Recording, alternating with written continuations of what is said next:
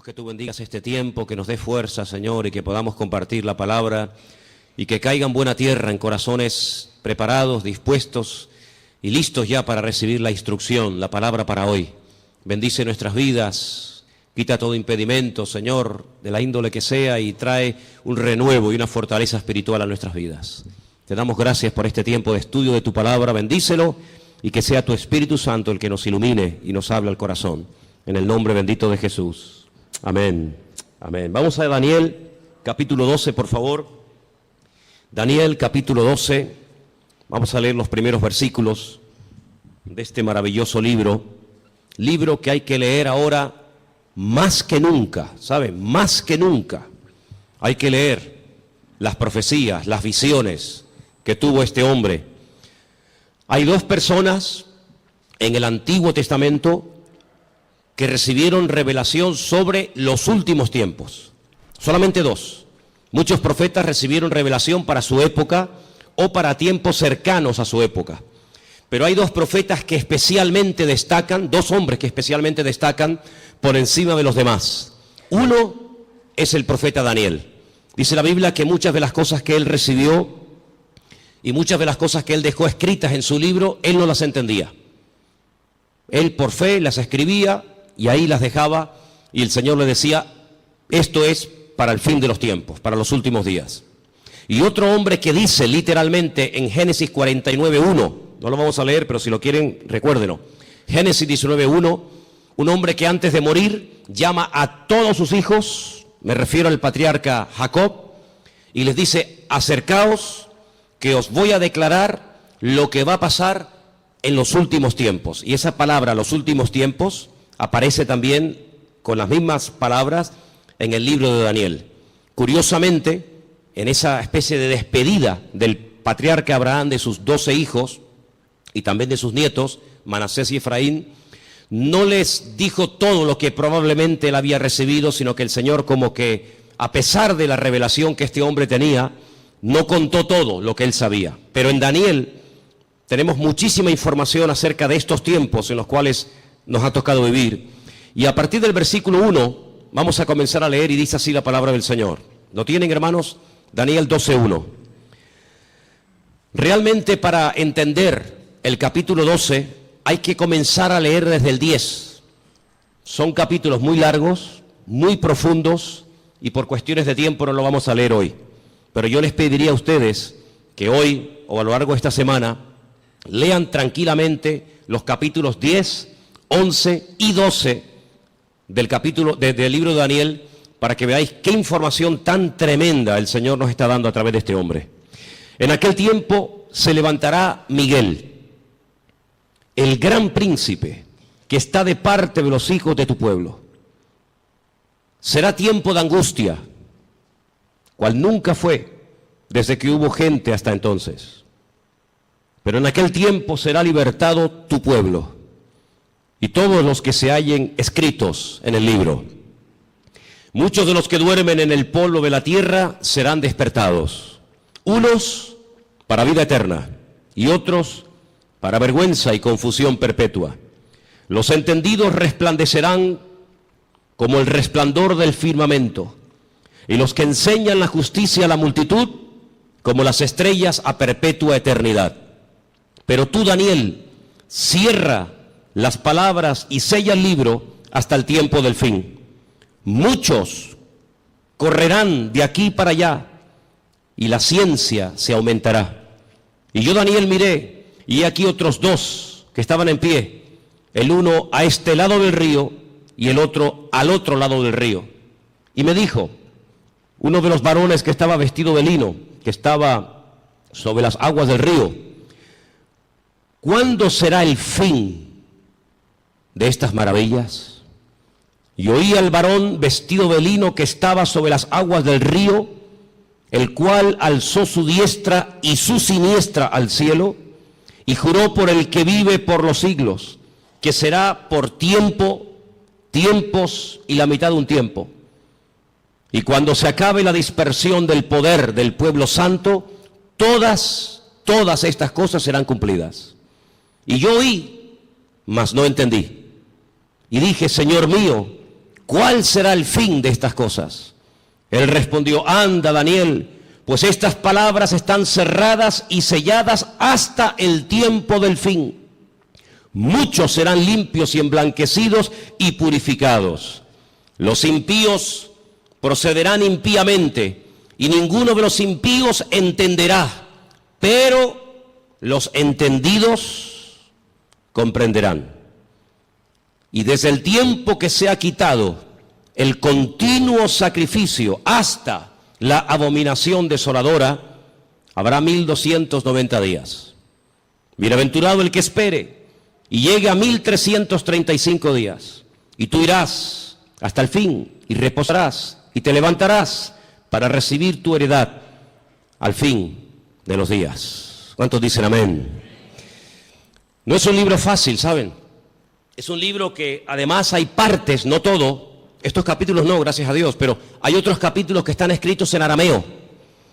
Y aunque se escriben las letras igual, las palabras significan cosas diferentes. Por lo tanto, esos capítulos, yo particularmente en arameo sí los puedo leer, pero no los entiendo porque no hablo arameo. Pero estos capítulos 10, 11 y 12 están escritos en hebreo y son muy interesantes porque hay expresiones, hay hebraísmos, hay palabras que tienen una profundidad, un sentido mucho más profundo que lo que a priori se puede entender, se puede ver, ¿no? ¿Por dónde empezamos? Bueno, hermanos, solamente decirles algo. ¿Os dais cuenta cómo está el mundo? En cuestión de días, en cuestión de semanas, el panorama mundial ha cambiado completamente. Profecías que hacían cientos, por no decir miles de años, que han estado ahí como dormidas, están surgiendo las circunstancias, se están dando las situaciones para que así, en un abrir y cerrar de ojos, en cualquier momento, puede iniciar una situación de tal magnitud que ya no hay marcha atrás. De hecho, yo me atrevería a decir esta tarde que estamos en este momento en una situación en la que ya no hay marcha atrás. Naciones que antaño se pelearon, ahora se han unido porque tienen un enemigo en común, y los medios de comunicación ayudan y al mismo tiempo no ayudan. Ayudan porque te dan información del movimiento de tropas, de soldados, situaciones de países, lugares donde hay guerras, muertes, etcétera. Y en cierto sentido, pues gracias a la televisión, a la radio, a la prensa, a internet, pues te enteras de cosas que están ocurriendo a centenares o a miles de kilómetros y estás al día. Pero por otra parte, ellos cuentan su versión. Ellos te cuentan lo que ellos entienden que está ocurriendo. Pero sin embargo el creyente tiene que tener la sabiduría y la comprensión espiritual para ver mucho más allá y leer e interpretar correctamente lo que está ocurriendo. Hay una profecía que lleva miles de años, vamos a decir entre comillas, dormida, y tiene que ver con la ciudad de Damasco, capital de Siria. Dos profetas, el profeta Isaías y el profeta Jeremías, profetizaron con muchísimo tiempo de antelación que esta capital sería atacada y quedaría prácticamente en ruinas y no quedaría prácticamente recuerdo de ella. No vamos a leer todos los versículos que tengo porque si les digo la verdad, tengo tanto material sobre todo esto que podríamos estar aquí una semana entera sin salir, se lo puedo asegurar. Pero para los que estén tomando nota, y como además esto queda grabado, después ustedes pueden ir a su casa y volver a escuchar el mensaje, Isaías 17:1, Jeremías 49:23, en esa porción está la profecía que va dirigida específicamente a la ciudad de Damasco. La destrucción de esta ciudad, una de las ciudades más antiguas del mundo, junto con, por ejemplo, Jericó y también con la ciudad de Jerusalén y otras. De toda la vida se ha creído que en algún momento Israel atacaría Damasco y la destruiría. De hecho, ha estado en varias ocasiones a punto de destruir Damasco, pero no ha sido así. Son los mismos sirios, peleándose unos contra otros, todos contra todos, los que están destruyendo un país que antaño fue un lugar donde miles y miles de cristianos vivían. Un lugar donde dice la Biblia que el apóstol Pablo se dirigía para perseguir a los cristianos, porque aquello era un reducto, un lugar donde los cristianos se refugiaban. Y dice que mientras iba camino hacia Damasco, la Escritura dice que el Señor le salió en el camino y se le reveló como el camino, la verdad y la vida, como el Mesías. Y fue camino a Damasco que el apóstol Pablo llegó a conocer el Evangelio y al verdadero Mesías. Y fue en la ciudad de Damasco donde fue bautizado.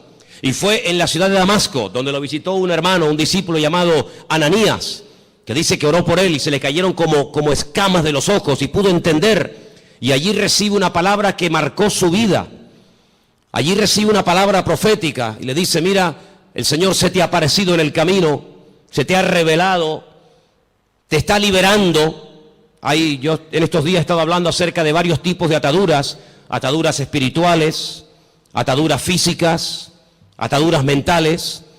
El Señor dice: yo te he desatado, yo te rompo toda ligadura de prejuicios, de cultura, de religión, de rechazo a otras naciones, y te libero de tu pueblo y te envío lejos a los gentiles, para que le abras los ojos y para que entiendan lo que tú ya has entendido. Pero también le profetiza los sufrimientos y las torturas y el camino arduo por donde tendrá que pasar hasta llegar a la meta, hasta llegar a la presencia del Señor, ¿verdad? Y estamos viendo cómo en Siria ya sinceramente todas las cifras se quedan cortas, porque ¿quién realmente sabe cuánta gente ha muerto, cuántos están muriendo, cuántos van a terminar de morir en el país de Siria, un país que está en el norte de Israel, que lo separa, digamos, esa frontera natural llamada los Altos del Golán, esa especie de balcón donde allí se encuentra el famoso Monte Hermón, ¿verdad?, del cual habla el Salmo 133, ¿verdad? Mirad cuán bueno y cuán delicioso es los hermanos juntos en armonía, y ahí habla de ese hermoso monte.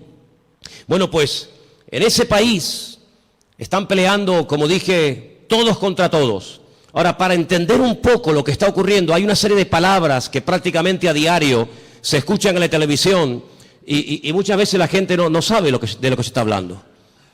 El mundo del Islam está dividido fundamentalmente en dos grandes fracciones. Hay algunos grupitos de los cuales no vamos a hablar, pero el mundo del Islam está dividido en dos grandes partes.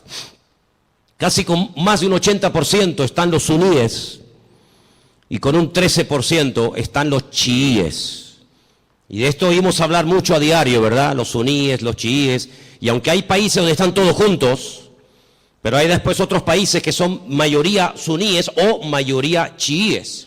Por ejemplo, los países donde son mayoría los suníes, con más del 80%, es Arabia Saudita, donde se encuentra la Meca, Kuwait, los Emiratos Árabes, Jordania, Egipto, Pakistán, Afganistán, Yemen y otros más. Los países con mayoría chií, Irán, Persia, como lo llama la Biblia a la cabeza, parte de Irán, Líbano. Decir Siria, pues es un poco complicado, porque en Siria están ahí todos contra todos. Azerbaiyán, Bahrein. Cada uno de estos grupos, todos creen en el profeta Mahoma, todos leen el mismo libro, el Corán, pero hay grandes diferencias entre unos y otros. Daré algunas pinceladas para que nos situemos y sepamos de lo que estamos hablando y por qué se matan y por qué se odian tanto los suníes y los chiíes. En cada uno de estos bandos, por decirlo de alguna manera, o de estas fracciones, hay diferentes grupos armados que pelean contra los otros. Por ejemplo, el grupo terrorista más famoso de los chiíes es sin lugar a dudas Hezbollah, que son los que están ahí en el norte, en los Altos del Golán, y que en algunas ocasiones han atacado a Israel, e Israel también les ha atacado. Así que Hezbollah es un grupo mayoritariamente chií que está financiado por Irán. Pero luego en el otro bando, en la parte de los suníes, tenemos al famoso grupo Al-Qaeda, responsables de las famosas Torres Gemelas, tenemos a los talibanes, tenemos al famoso Estado Islámico, ISIS, a los hermanos musulmanes que ganaron y después fueron derrocados en Egipto, y tenemos al grupo Hamas. Hamas significa violencia y es el grupo que en este momento está liberando la franja de Gaza, allí al sur de Israel. ¿Por qué se llevan tan mal los chiíes y los suníes? A la muerte del profeta Mahoma, su yerno, que a la vez era su primo, llamado Alí, fue el que ocupó el lugar del profeta Mahoma. Sin embargo, en el grupo de los suníes, su suegro, que fue el que recopiló todas las cosas acerca del Corán, que era de la misma tribu que Mahoma, Abu Bakr, era el que tomó el liderazgo del Islam. La palabra suní viene de la palabra árabe suma, que significa código de conducta. Ellos creen en los ulemas, que son los doctores, los teólogos del Corán, y son los únicos que pueden, digamos, interpretar lo que dice el Corán, los textos del Corán. Por otro lado, los chiíes tienen a los famosos ayatolás, y ellos lo que hacen es que unen la política y la religión, y hay ahí una lucha, porque los suníes dicen que entre Alá y el hombre no puede haber ningún tipo de intermediarios, no se puede adorar a nadie más que a Alá, ¿sí? Pero sin embargo los chiíes, aunque también adoran a Alá y creen en el Corán, y van a la Meca en peregrinación. De hecho, sabéis, la última peregrinación ha sido, como todos los años, catastrófica. Han muerto casi 800 chiíes, la mayoría de ellos procedentes de Irán y de otros países chiitas.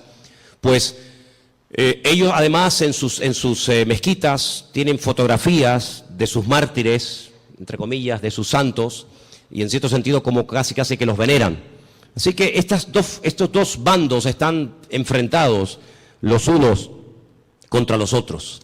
Y allí en Siria, por ejemplo, están peleando los chiíes contra los suníes contra los chiíes. Unos son apoyados por unos países, otros son apoyados por otros países. Pero curiosamente nada de lo que ocurre en el mundo ocurre por casualidad. Todo tiene una razón de ser. Los hombres no pueden ir de un lugar a otro si Dios no lo permite. Las naciones no pueden dejar sus territorios y abarcar o conquistar otros territorios si Dios no lo permite. Todos los cambios que está habiendo en la geografía, en la política, en la economía, no es producto de la casualidad ni de la locura de cuatro locos, sino que todo esto es el movimiento que Dios permite que se lleve a cabo para el cumplimiento de las profecías, tanto de Daniel como de Ezequiel y otros grandes varones de Dios, que pronosticaron con cientos y con miles de años de antelación todo lo que iba a ocurrir. Curiosamente, Irán, que no son árabes, no confundan, los iraníes no son árabes, son persas, es el segundo animal, la segunda parte de la figura que vio Daniel en aquel sueño, pues dice que ya se han unido con el gran enemigo del norte, que es Rusia, y ya han comenzado a atacar a los enemigos del presidente de Siria, y ya dentro de pocos días comenzará una invasión por tierra, y ya están allí miles y miles de soldados rusos, armados hasta los dientes, ya están atacando posiciones del famoso Estado Islámico y otros también que no tienen nada que ver con el Estado Islámico. Y mira tú por dónde dos países, uno tremendamente religioso como es Irán, y uno tremendamente ateo, como supuestamente se cree que son los rusos, pues resulta que se han unido porque dice que van a ayudar. Fíjate qué bondadosos y qué maravilla. Van a ayudar a un país que está lejos de sus fronteras, pero que tienen que ir a echarle una mano porque si no va a ser destruido. Solamente hay 5 ciudades de Siria que en este momento están bajo el dominio del presidente Bashar. El resto del país está prácticamente destruido o tomado por otras fracciones. Y mira tú por dónde. La semana pasada la costa de Siria y la costa de Israel se llenaba de portaaviones chinos, armados hasta los dientes con armas nucleares, con misiles, con bombas, misiles de largo y de corto alcance, capaces de recorrer centenares y miles de kilómetros. Y mira tú por dónde naciones como China, que no tiene nada que ver con Siria, o Rusia, que está allí con sus problemas, y los iraníes, que tienen también sus problemas recién salidos de todo este follón que han tenido. Resulta que ahora se están uniendo como amigos porque van a liberar a Siria. Y nos vamos a quedar con esta información. Nos vamos a quedar simplemente con la idea de que van a ayudar a Siria y cuando se arregle la situación en Siria, cada uno se va a retirar a su respectivo país. ¿Y quién paga esas bombas? ¿Quién paga esos gastos? Los muertos que van a caer por ambas partes, las familias, los uniformes, las balas, los cañones, la gasolina, el gasoil, los aviones, los helicópteros. ¿Por qué todo esto? La Biblia nos dice por qué. Porque el Señor en los últimos tiempos lo que hará es que utilizando entre comillas la excusa de que van a ayudar, de que van a liberar a un país amigo o aliado como puede ser Siria, una vez que lo hayan, digamos, calmado la situación, nada les va a impedir que crucen por el norte y por diferentes partes del país rumbo, como dice la Biblia, a la tierra gloriosa. Porque detrás de todo esto no está simplemente cuestiones políticas o económicas, sino fundamentalmente hay una razón: destruir a Dios y destruir al pueblo de Dios. Israel sabe perfectamente que se encuentra en una especie de callejón, no digo sin salida, porque Israel siempre tendrá salida, y la salida no es mirando a Estados Unidos, la salida no es mirando hacia Europa, sino que, como dice la Escritura, Israel en los últimos tiempos se verá totalmente sola y abandonada, como aquella pobre viuda que se fue cargada o se fue contenta con sus hijos, incluso haciendo honor a su nombre, complacida, y viene del extranjero derrotada y solitaria, sin hijos y sin marido, llamada Noemí, y tiene la pobre Ruth que atenderla en los últimos años de su vida. La Biblia nos enseña que estos últimos tiempos recibe un nombre que nos revela, porque los nombres son muy importantes en la Biblia. Yo siempre he dicho que hay una genética, ¿verdad?, que todos llevamos por dentro, que es hereditaria, pero luego, según la Biblia, el nombre tiene un poder espiritual, una influencia tremenda en las personas. Es una especie de código genético espiritual, ¿verdad? Y esta mujer, cuando viene de Jordania, de Moab, dice que ya no se siente complacida y por lo tanto ya no quiere usar más su nombre, sino que le dice a la gente que le llamen Mará, que significa amargada o entristecida, ¿verdad? Y es interesante ver cómo estamos viendo el inicio de lo que la Biblia habla clarísimamente que va a ser una tercera guerra mundial sin precedentes en la historia. De todas las guerras que Israel ha tenido, que han sido ya 7, de todas ha salido más que vencedora. Le han atacado por todas partes, de noche, de día, en plenos días de fiesta importantes. Por todas partes, de todas y cada una de las guerras que Israel ha tenido hasta el día de hoy, de todas ha salido victorioso. De esta guerra que está a punto de producirse en cuestión de días, semanas o meses, la única forma de salir con vida es que venga el Mesías en persona y les ayude. Esta guerra es una guerra que jamás se ha visto. Hemos leído en esta tarde en el capítulo 12 de Daniel que hay una especie de protección sobrenatural tipificada o representada en un soldado espiritual, en un arcángel llamado Miguel, que aparece en varias ocasiones en distintas partes de la Biblia. Solamente hay 2 ángeles en la Biblia, solamente 2 ángeles en la Biblia, que la Biblia nos revela su nombre, Gabriel y Miguel. La Escritura dice que Josué, antes de entrar a tomar posesión de la tierra, vio a un varón, y la descripción que nos da el libro de Josué se asemeja mucho a la descripción que nos da Daniel en el capítulo 12, y nos da a entender de que este arcángel tremendamente poderoso llamado Mijael, que significa quien como Dios, Mijael, pues es una protección espiritual que Dios le ha asignado a este pueblo.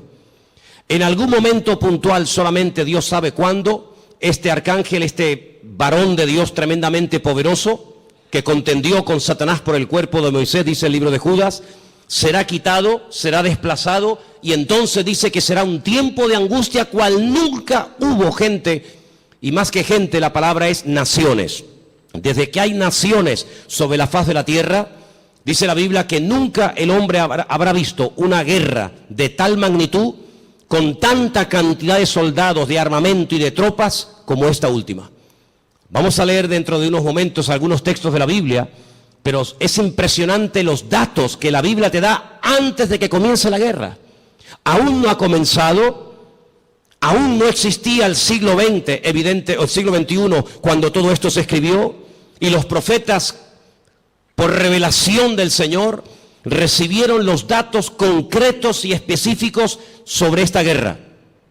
Por ejemplo, nos dice que llegarán a intervenir más de 200 millones de soldados. Jamás ha habido ninguna guerra con tantos millones de soldados. 200 millones de soldados. Esta guerra se describe de una forma tremenda, con unos detalles que te quedas con la boca abierta en 3 capítulos de la Biblia. Creo que sois capaces de recordar estas cifras. Ezequiel 38 y 39 y Zacarías capítulo 14. Ahí tenéis toda la información acerca de esta tremenda batalla que empezará por el norte, capitaneada y dirigida nada más y nada menos que por Rusia. En el capítulo 38 del libro de Ezequiel nos dice algunas cosas muy interesantes sobre este tiempo final. Y voy a leer algunos versículos para que veáis qué importancia le da el Señor a que el pueblo de Dios no esté en la ignorancia.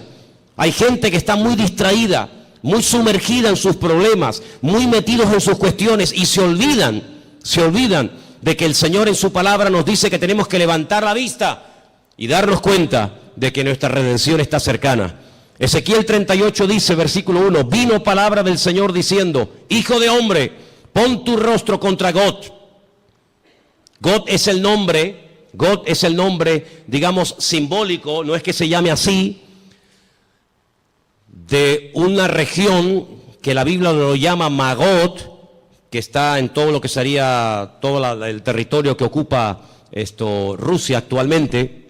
Y fijaros que hay dos nombres de hombres, solamente dos hombres de hombres, que curiosamente tanto en español como en hebreo empiezan y terminan con la misma letra. Uno es el nombre David. David empieza con una letra llamada Dalet y termina con otra letra llamada Dalet. Y esto nos habla acerca de que David era un hombre que cuando lo conocías así era. No es que lo vas conociendo y es completamente diferente. Es un hombre que no tiene dos caras, no tiene dos personalidades, no tiene doblez en su carácter. David era así. Por eso esa letra que empieza y esa letra que termina es la misma, como diciendo que David es un hombre que es lo que ves, no hay más.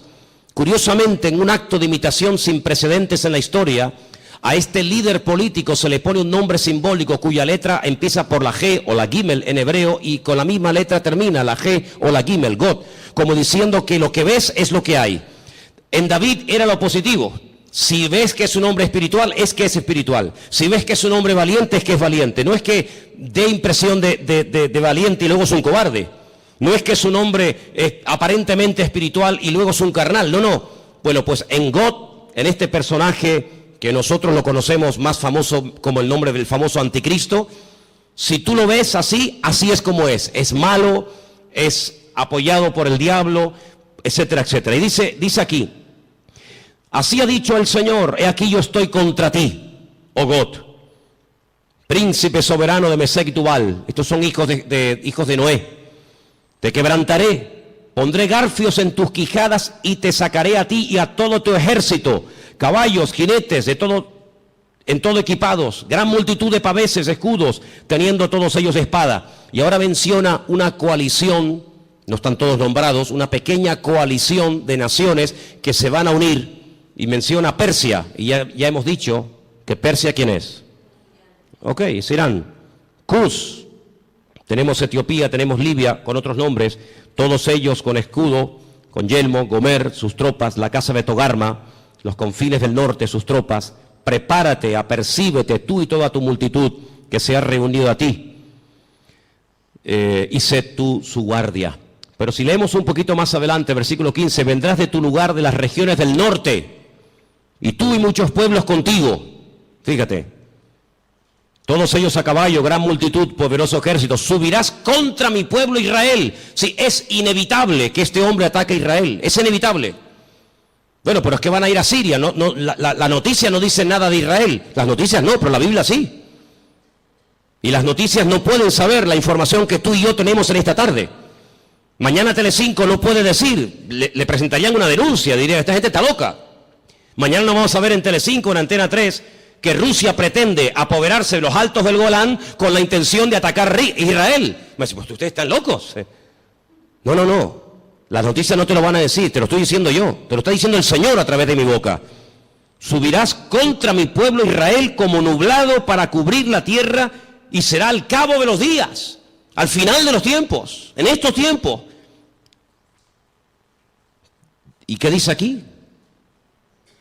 Y te traeré sobre mi tierra. No es que a Putin se le ocurre la genial idea de decir, bueno, vamos a Siria y ya que estamos a un tiro de piedra, saltamos los altos del Golán y desde los altos del Golán vemos todo Israel abajo y la machacamos. Total, que son 300 kilómetros de largo para un imperio, para una potencia militar como Rusia, que con una bomba hace así y borra de la faz de la tierra a 10 millones de personas, porque eso es lo que puede tener Israel en este momento, si es que llega ahora mismo a 10 millones de personas viviendo allí. ¿Qué puede impedir?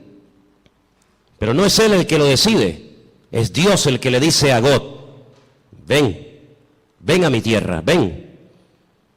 Y entonces dice, para que las naciones me conozcan, cuando sea santificado en ti, oh God, delante de tus ojos.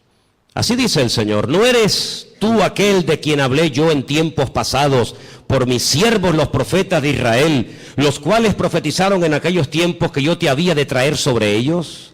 Israel sabe perfectamente que Rusia les va a atacar en cualquier momento. Ya lo hicieron hace poco allí en Ucrania, en el país de nuestro hermano. No se cortan un pelo, no tienen ningún problema, tienen afán de expansión. Quieren recuperar lo perdido e incluso lo que nunca fue de ellos. No atacaron en un momento determinado un país que no tenía nada que ver con Rusia, como fue Afganistán. La Biblia profetiza que Rusia va a atacar en los últimos tiempos a Israel. En aquel tiempo, cuando venga God contra la tierra de Israel, dice el Señor, subirá mi ira y mi enojo. Tremendo. Pero vamos al capítulo 39. He aquí yo estoy contra ti, oh God, príncipe soberano de Mesed y Tubal. Te quebrantaré y te conduciré y te haré subir de las partes del norte y te traeré sobre los montes de Israel. Otra vez.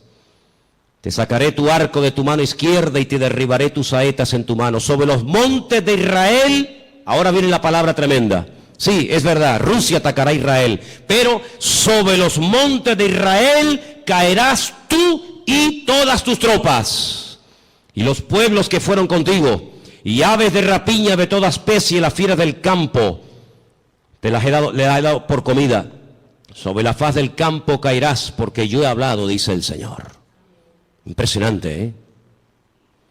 Enviaré fuego sobre Magog, sobre los que moran con seguridad en las costas, y sabrán que yo soy el Señor. Y haré notorio mi santo nombre en medio de mi pueblo Israel, y nunca más dejaré profanar mi santo nombre.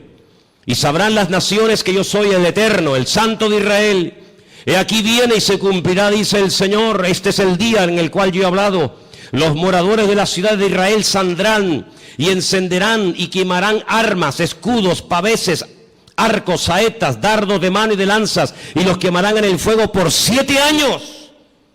Durante 7 años tendrán combustible, tendrán armamento de todo lo que abandonaron estas tropas tremendas. No traerán leña del campo ni cortarán de los árboles, sino quemarán las armas en el fuego y despojarán a sus despojadores y robarán a los que les robaron, dice el Señor. En aquel tiempo, qué tremendo. En aquel tiempo, yo daré a God lugar para sepultura allí en Israel. Allí va a ser enterrado este personaje que lo llamamos el anticristo, que Ezequiel lo llama God. Allí va a ser enterrado, y después le voy a decir cómo el Señor es tan misericordioso que permite que el anticristo o God, ¿por qué el Señor permite a un personaje tan ruin y tan malo que sea enterrado en Israel y no despedazado, comido por las fieras? Vais a ver qué misericordioso es el Señor. En aquel tiempo yo daré a God lugar para sepultura allí en Israel, en el valle de los que pasan al oriente del mar, obstruirá el paso a los transeúntes, pues allí enterrarán a God y a toda su multitud, y lo llamarán el valle de Hamón God, que significa la multitud de God. La casa de Israel los estará enterrando por 7 meses. ¡Qué matanza, hermanos! 7 meses enterrando cadáveres. Impresionante, ¿eh? Versículo 13. Los enterrará todo el pueblo de la tierra, y será para ellos célebre el día en el que yo sea glorificado, dice el Señor. Tomarán hombres a jornal que vayan por el país con los que viajen para enterrar a los que queden sobre la faz de la tierra, a fin de limpiarla, y al cabo de 7 meses harán el reconocimiento.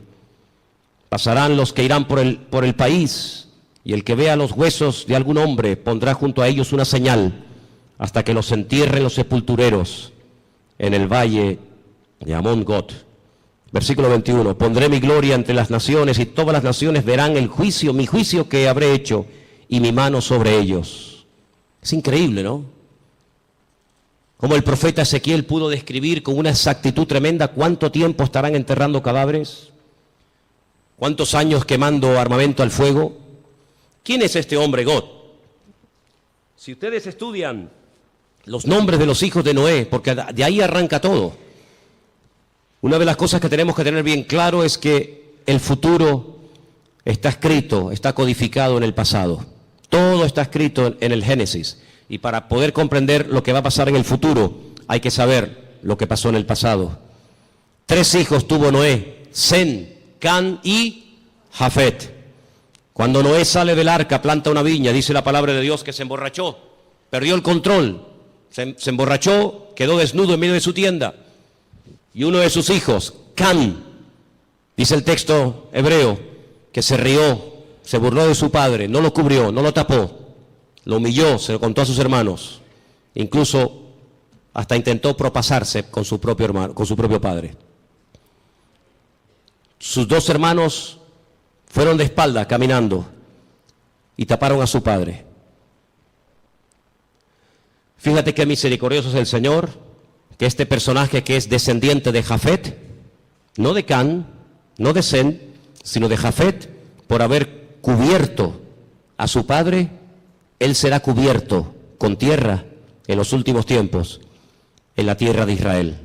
El refrán dice, midá keneged midá, lo que siembras es lo que cosechas, medida por medida.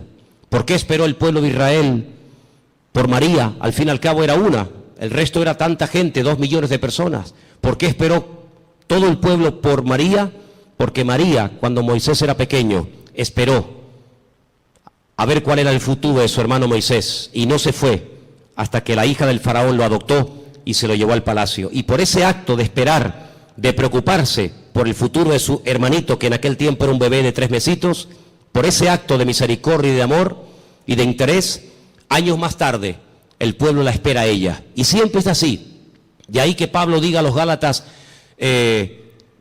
si queréis cosechar, tenéis que sembrar, pero sembrar abundantemente para poder cosechar abundantemente. Así que este personaje está a punto de aparecer. Este famoso anticristo está a punto de aparecer, pero ya lo hemos dicho en muchas ocasiones, que en los últimos tiempos habrá una influencia de una institución religiosa que describe perfectamente el libro del Apocalipsis, que dice cómo se visten, dónde están, cómo hablan, cómo no hablan, etcétera, etcétera. Es increíble el impacto que en tan poco tiempo ha producido el Papa Francisco. Es increíble, ¿no? En tan poco tiempo le ha caído bien a todo el mundo. No hay nadie que diga nada malo de Francisco. Fue a Israel y a los judíos, a los rabinos les cayó bien. Incluso llegó a ir al muro de los lamentos y puso su petición entre las rendijas del muro. Después se fue con Abu Hamas, el presidente de la autoridad palestina, y le cayó estupendamente y casi se hicieron amigos y rezaron juntos mirando hacia la Meca. Se fue a Turquía y en la famosa mezquita de Turquía, orando hacia la Meca, le cayó de maravilla a los musulmanes. A todo el mundo le cae bien, a los artistas, incluso a los ateos. Recientemente escuchaba a un político ateo que decía, me cae muy bien este hombre, aunque yo no soy creyente ni creo en Dios, pero me cae muy bien este hombre. Dieron la vuelta al mundo en cuestión de minutos las declaraciones que hizo en un avión mientras viajaba, cuando le preguntaron por los homosexuales, por los gays, y él dijo, ¿quién soy yo? ¿Quién soy yo para juzgar a los gays? Y todo el mundo comenzó a decir, la iglesia está cambiando. Qué diferente, la postura de este Papa en comparación con los otros 2 que eran tan intransigentes y tan radicales. ¿Quién soy yo para juzgar? No pasó mucho tiempo y ya hizo juicio sobre uno de sus trabajadores. Ayer un sacerdote, dice él, que salió del armario porque Dios así se lo había pedido y así lo había querido, y fulminantemente fue destituido, ¿no? Qué contradicción con las declaraciones del avión, ¿no? Pero en los últimos tiempos la Biblia nos enseña que habrá una especie de religión que le va a caer bien a todo el mundo. Será capaz de ir con los musulmanes, con los judíos, con los cristianos. Dicho sea de paso, hace muy poco tiempo este Papa se fue por primera vez en toda la historia con un pastor muy conocido por nosotros a una iglesia evangélica en la ciudad de Caserta, en Italia, donde yo estuve ahora hace unos días. Estuvo con un montón de pastores que vinieron de Argentina, puesto que el Papa es argentino, y allí tuvieron un culto donde él estuvo como uno más. Hicieron un tiempito de oración, y él hizo una oración incluso, y todos participaron, y se sacaron fotografías, y todo el mundo, qué contento, ¿verdad?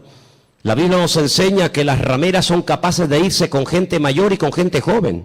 Las rameras son capaces de irse con gente sin dientes y con gente con dentadura perfecta. Las prostitutas son capaces de trabajar de día o de noche. Y lo mismo le da a irse con un blanco, con un negro, con un rico, con un pobre, con un cristiano, con un ateo, con un satánico. Le da igual, porque ese es su trabajo, llevarse bien con todo el mundo para sacarle lo que ella quiera a cambio. Y la palabra de Dios nos enseña que en los últimos tiempos la política y la religión se casarán y se unirán. Qué tremendo los lugares y las conversaciones que últimamente está manteniendo el Papa y muchos políticos viajando de un lugar para otro. Todo está preparado. Y hermanos, esto no ha hecho más que empezar, pero en cualquier momento salta la chispa. Y lo que tenemos que preguntarnos todos y cada uno de nosotros, ¿qué mensaje nos está dando el Señor? Yo vengo diciendo hace mucho tiempo que Dios está hablando y hablando y hablando y hablando. El problema no es que Dios no hable, el problema es que hay muchos que no le entienden, o si le entienden se hacen los distraídos. Dije hace unas semanas atrás que Dios no solamente habla a través de la palabra, claro, lo sabemos. El que lee la Biblia está leyendo la palabra de Dios, el SMS de Dios, el WhatsApp de Dios, y sabe perfectamente lo que Dios quiere y lo que Dios no quiere. Pero ¿y los que no leen la Biblia? El que no le interesa o no quiere, o dice él que no entiende la Biblia, pues Dios también le está hablando a toda la humanidad. Quiero que vengan conmigo a Génesis 1, capítulo 14, para que os des cuenta algo tremendo que el Señor dijo en un principio. Allí está, en el Génesis 1, 14. Dio una señal, dio un mensaje muy interesante. Y vamos a leerlo en esta tarde. Dice así, Génesis 1, 14. ¿Lo tienen, hermanos? Tengo esta página de la Biblia prácticamente destrozada, entonces espero leerla bien porque la tengo toda pegada. Creo que dice algo así como, y dijo Dios, haya lumbreras en la expansión de los cielos para separar el día de la noche y sirvan de señales para las estaciones. Ahora ya no tengo ese trocito que dice, para días y años. Ok, ahí está. ¿Qué es lo que será? Lo mismo que fue.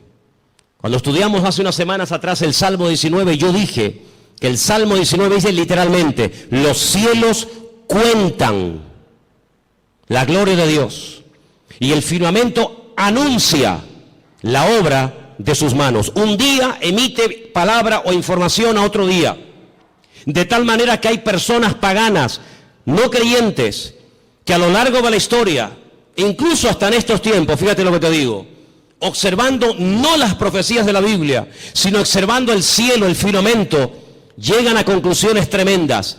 Quiero decirles que en un momento puntual de la historia de la humanidad, el Señor utilizó el astro rey, el sol, la luna y las estrellas para darle un mensaje profético a uno de sus hijos llamado José. ¿Lo habéis olvidado? Dice que él vio al sol, a la luna y a las estrellas que se postraban delante de él. Y Jacob, cuando oye el sueño de su hijo, él entiende perfectamente lo que le está diciendo. El sol es el padre, la luna es la madre y las estrellas son sus hermanos. Curiosamente las estrellas, los hermanos, llegaron antes que el sol a Egipto, porque siempre es así, primero es la noche y luego es el día. No primero el día y después la noche. Primero había tinieblas y después vino la luz. La tiniebla siempre precede a la luz.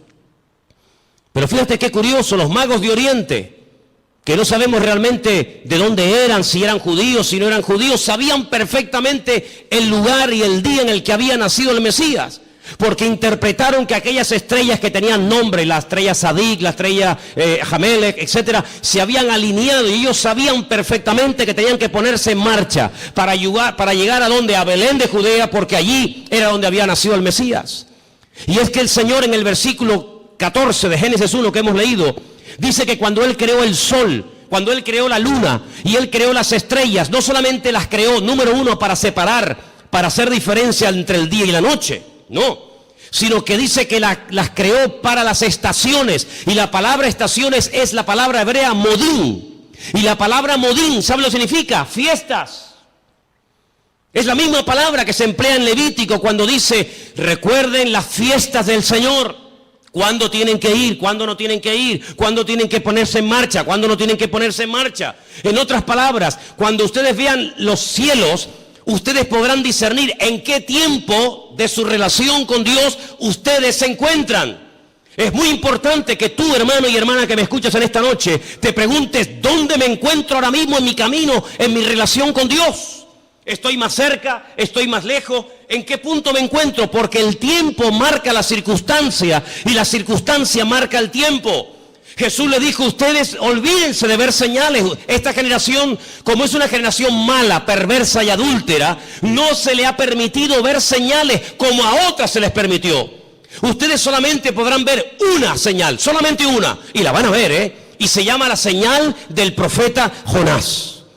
¿En qué consistía? Bueno, le está diciendo, así como Jonás estuvo en el vientre del pez 3 días y 3 noches, así estaré yo, el Hijo del Hombre, en el vientre de la tierra 3 días y 3 noches. Esa señal era la señal de la generación de Jesús. Pero sin embargo, Noé no esperaba esa señal. Porque ¿cuál era la señal de Noé? El diluvio. Pero ¿cuál era la señal de Salomón? La construcción del templo. Y cada generación, cada tiempo tiene una circunstancia, una señal, y cada señal identifica el tiempo. Por eso podemos saber ahora mismo en qué tiempo, en qué lugar, en qué punto del camino yo me encuentro en mi relación con Dios por lo que estoy viendo. Porque repito, la señal, la circunstancia política, social, económica, espiritual, etcétera, etcétera, marca el tiempo en el que yo estoy viviendo. Yo no puedo ver, no puedo orar para ver el nacimiento del Mesías porque Él ya nació, no es la señal de mi tiempo. Yo no puedo esperar, aunque ore, ayune 40 días, tome autoridad y reprenda y declare. Yo no puedo ver al profeta Jonás siendo vomitado en una playa para ir a predicar a los ninivitas. No, porque no es la señal de mi tiempo. Pero ¿cuáles son las señales de nuestro tiempo? Pues algunas de las que les estoy diciendo esta noche. Como Rusia, Persia, las naciones árabes, Europa y el mundo entero le darán la espalda a Israel. Y ustedes dicen, pero ¿cómo es posible que todos? Es que no hay ni uno. No hay ni uno que apoye a Israel. Dice, bueno, los americanos, ya no es como antes. Ya no es como antes. Israel se verá más sola que la una. Y solamente podrá mirar en una sola dirección, hacia arriba. Al Señor tu Dios adorarás y a Él solo servirás. Era como la señal profética en el arca de Noé. El arca de Noé no eran balcones como estos cruceros hermosos que abres la ventana de tu habitación y sales a una terraza. No, el arca de Noé no tenía ventana, no tenía ojo de buey, tenía una sola ventana arriba. No podían mirar a derecha, izquierda, adelante o detrás, no. El arca de Noé no tenía timón, porque no había que dirigirla a ninguna parte, Dios la dirigía. Y si querías mirar a algo, a una dirección, si era de día o de noche, arriba, nada más que arriba. Y eso es lo que el Señor quiere que nosotros hagamos, que solamente mires arriba. ¿Y quién está arriba? El Señor, Dios Todopoderoso, nuestro Señor, Rey de Reyes y Señor de Señores, no solamente a Él. Y por eso, amados hermanos, esta es la señal de nuestro tiempo. ¿Qué pinta Rusia en Siria? ¿Qué pinta Irán? Que el objetivo no es Siria. Que el objetivo no es llegar y controlar a ISIS y fulminarlo, que no. Que si hubieran querido fulminar a esto, ya lo hubieran hecho hace mucho tiempo. Si Rusia, si Estados Unidos quisiera arreglar el problema de Siria, de los yihadistas, ya lo hubieran hecho. No hay problema en eso. No lanzó una bomba Estados Unidos sobre una ciudad japonesa llamada Hiroshima y se cargó a más de 500.000 de personas así. Y no lanzó otra sobre Nagasaki y en cuestión de segundos hizo, la borró de la faz de la tierra. Que el problema no está en que no se pueda contra ellos, sí se puede contra ellos. El tema es que cada pieza tiene que encajar en el puzzle del Señor. Y el Señor ha puesto a esta gente allí. Una cosa increíble que un musulmán dinamite una mezquita o ataque a otro musulmán, es una cosa increíble. Que le prenda fuego a un cuerpo de un hermano musulmán es una cosa inconcebible dentro del Islam, porque el Islam no es eso. Pero con esa excusa, las potencias se están uniendo, pero no se dan cuenta de que es el Señor el que les está diciendo, vengan, vengan. Y al final dice que el Señor los llevará a un gran valle, y quiero leer y terminar con esto porque les digo, tengo material para estar aquí un año, pero en Zacarías capítulo 14, y después la última porción la leeremos en Joel, es el Señor el que le dice a las naciones, vengan que yo les voy a juzgar en el valle de la decisión, valle de Josafat. Zacarías capítulo 14, ¿lo tienen, hermanos? ¿Sí? Dice así la palabra del Señor. He aquí el día del Señor. Viene y en medio de ti serán repartidos los despojos, porque yo reuniré a todas las naciones para combatir contra Jerusalén. Es el Señor el que permite que vayan a hacer guerra contra Jerusalén. No es una mente loca o sádica o fanática. Es el Señor. La ciudad será tomada, las casas serán saqueadas y violadas las mujeres. La mitad de la ciudad irá en cautiverio, mas el resto del pueblo no será cortado de la ciudad. Después saldrá el Señor y peleará con aquellas naciones como peleó en el día de la batalla. Se afirmarán sus pies en aquel día sobre el monte de los olivos, que está enfrente de Jerusalén al oriente. Y el monte de los olivos se partirá por en medio hacia la tierra del oriente y hacia el occidente, haciendo un valle muy grande, y la mitad del monte se apartará hacia el norte y la otra mitad hacia el sur. Seguimos un poquito más adelante, versículo 6. Acontecerá que en ese día no habrá luz clara ni oscura.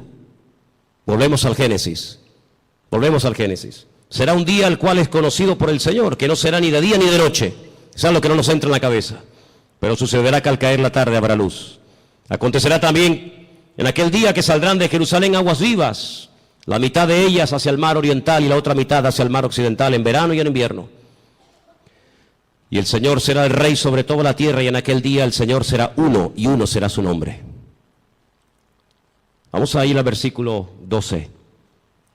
Esto nunca ha pasado en ninguna guerra bíblica. Esta será la plaga con la que herirá el Señor a todos los pueblos que pelearon contra Jerusalén.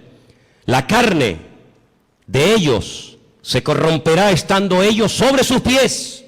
No es que cuando te pegan un tiro, te meten una puñalada, te duele y te caes poco a poco al suelo. No va a pasar así. Va a ser algo fulminante. La carne de ellos se consumirá estando sobre sus pies. Se consumirán en las cuencas sus ojos, y la lengua se les deshará en la boca. Y acontecerá en aquel día que habrá entre ellos gran pánico, enviado de parte del Señor, y trabará cada uno en su mano a su compañero, y levantará su mano contra la mano de su compañero. Se matarán unos a otros. Algo milagroso. Sigo más adelante, versículo 15. Así también será la plaga de los caballos, de los mulos, de los camellos, de los asnos, y de todas las bestias que estuvieren en aquellos campamentos. Todos los que sobrevivieren de las naciones que vinieron contra Jerusalén subirán de año en año para adorar al Rey, al Señor de los ejércitos, y a celebrar la fiesta de los tabernáculos. Y pueden seguir leyendo para que veáis qué cosas tan interesantes se dicen ahí. Aquí predice la Biblia que las armas químicas, bacteriológicas y nucleares se van a usar, hermanos. No te quepa la menor duda. Estando de pie, se desmigajan, desaparecen como si fueran polvo, como si fueran ceniza. Así describe el profeta Zacarías la muerte de la gente en esta batalla, en el valle de Josafat, valle de Megido. Napoleón, cuando llegó a Israel, visitó el valle de Josafat o el valle de Megido y dijo: este valle está preparado para librar una gran batalla. Y efectivamente, en ese lugar, dice el Señor, que es como una olla, como un lagar, el Señor entrará allí en juicio con todas las naciones, 200 millones de soldados, tierra, mar, aire, por todas partes, árabes, europeos, de todas las partes del mundo, peleando por conquistar Israel, por arrasar de la faz de la tierra a este pueblo, por conquistar Jerusalén y por decir: hemos ganado, hemos vencido, hemos humillado al Dios de Jacob, al Dios de Isaac y al Dios de Abraham. ¿Qué les parece? Ya no es una guerra contra hermanos, ya no es una guerra con una familia, ya no es una guerra contra otro país, ya es una guerra contra el mismísimo Dios. Cargarse a Dios, borrar a Dios de la faz de la tierra. Pero hay una señal que está apareciendo en los últimos tiempos, y te la dejo ahí para que medites en ella. Y dice la Biblia literalmente lo siguiente: el sol se convertirá en tinieblas y la luna en sangre antes de que venga el gran día y espantoso del Señor. Qué curioso, ¿no? Hasta Dios hablando a través de los eclipses, a través de las famosas lunas de sangre, que curiosamente tanto el año pasado, 2014, como este año 2015, siempre han aparecido coincidiendo o con Pesaj, la Pascua, o con la fiesta de los tabernáculos. Qué curioso, el año pasado y este año otra vez volvió a aparecer una cuarta luna roja en el día de Pesaj o de Pascua, y recientemente, hace unos días, en la fiesta de los tabernáculos. Dios hablando, porque un día emite palabra, otro día, los cielos cuentan la gloria del Señor. Lo que puedo decir con todo esto es que nos queda poco tiempo. La humanidad va a entrar en un callejón sin salida, pero dice la Biblia que tenemos que velar, tenemos que orar, buscar del Señor más que nunca, no perder el tiempo. No dejes que el enemigo te robe la paz, ni dentro de tu casa ni fuera de tu casa. No dejes que el enemigo arrebate la bendición que tanto le costó al Señor ganar en la cruz por ti y por mí. Así que en esta tarde es tiempo de acercarnos al Señor, es tiempo de decirle: Señor, recompón mi vida, restaura. Hay voces por aquí, voces por allá, el mundo se está cayendo a pedazos, la ciencia aumentará, la gente corre de un lado para otro, gente de oriente a occidente, de aquí para allá. Pero todo esto es la señal de que pronto te corre de un lado para otro, gente de oriente a occidente, de aquí para allá. Pero todo esto es la señal de que pronto viene el Señor a buscar a su pueblo. ¿Cuántos dicen amén? Cierra tus ojos, hermano. Cierra tus ojos. Lee tranquilamente hoy en casa Ezequiel 38, Ezequiel 39, el libro de Joel, las cartas de Pablo, el libro de Apocalipsis, el libro de Daniel, y te vas a dar cuenta de que el Señor está hablando por todas partes, para que despertemos del sueño, para que nos demos cuenta de que el tiempo se acorta y que no hay tiempo que perder. Señor, en esta tarde nos vamos a acercar ahora a tu mesa con acción de gracias. Queremos participar con gratitud, reconociendo tu soberanía, reconociendo tu autoridad. Nos ponemos bajo tu cobertura, Señor. Nos ponemos, Señor, en tus manos. Pedimos que bendigas este pan, este vino, símbolos de tu muerte, de tu victoria, de tu resurrección, de tu venida. Y que en esta tarde lo hagamos, como dice la palabra del Señor, dignamente, valorando cada cosa que tú has hecho por nosotros, Padre. Bendice este tiempo y que podamos salir esta tarde de este lugar renovados, bendecidos y fortalecidos. Abre nuestros ojos para que podamos ver todo lo que está ocurriendo, cómo las profecías se están cumpliendo de una forma tremenda. En el nombre bendito de Jesús. Amén, amén. Vamos a ponernos de pie, por favor, en esta noche, hermano.